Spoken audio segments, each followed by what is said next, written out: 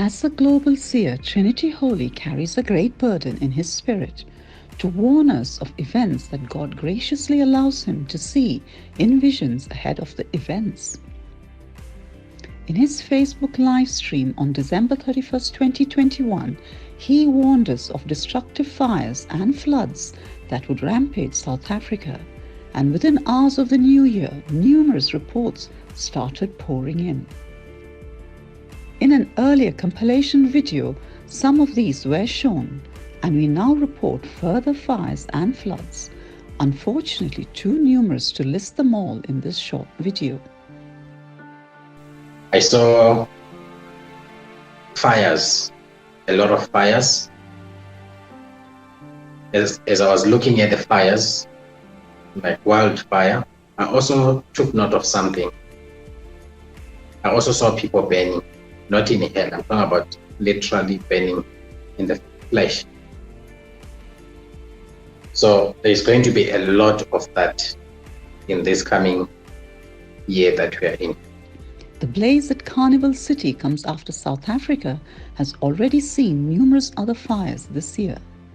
Though there were many people inside the hotel and casino when the fire started, they were successfully evacuated while firefighters from multiple fire stations battled the flames, and fortunately no injuries were reported.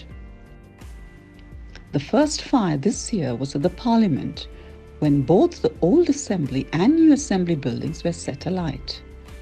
That was followed by a fire at the Waterkloof Air Force Base.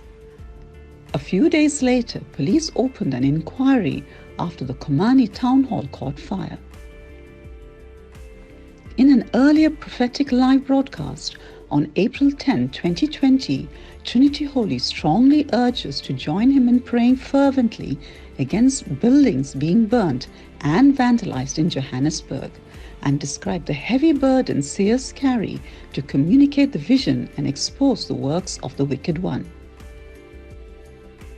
This message I want to communicate, the Lord has been showing me for the past 7 years concerning the plot of the enemy that he wants to bring destruction to the infrastructure of the city, from the buildings. Of recent, the Lord showed me some buildings burning down. Since then, the General's House and the railway station in Potchefstroom, the University of Cape Town, St. George's Cathedral and the Charlotte Maseke Hospital are a few of those that have sadly been affected. It was comforting to note that most fires resulted in no casualties. In addition to this catastrophe, large parts of South Africa's most important farming provinces have been soaked by unprecedented rain, causing floods and crop damage. This unexpectedly occurring after some of the worst droughts on record. This is exceptional. It's by no means normal, said Liesl Dyson, a meteorologist at the University of Pretoria. You see floods all over the place, he said.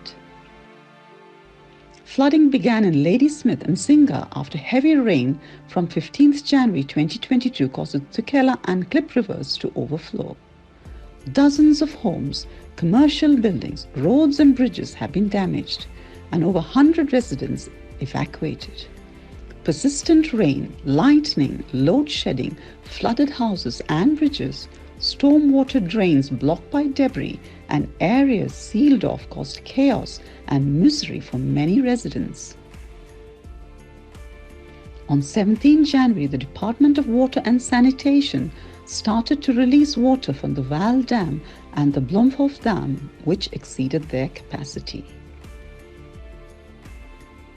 God reveals future events to redeem the situation, and a seer informs us, not with intention to appear all-knowing or to gain a following, but to encourage us to join him in interceding to avert fatalities and to minimize destruction. When God speaks, we need to understand that these are the oracles of God. We ought to act and pray. We ought to stand in the gap and begin to pray.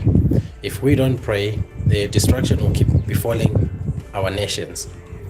As he continues to intercede, he invites us to join him in the ministry's daily, worldwide, wide awake prayers at 8 p.m. Central African Time on Zoom, to stand in the gap for those who are victims of these very unfortunate events. We encourage you to prayerfully wait on the Lord and trust in Him always.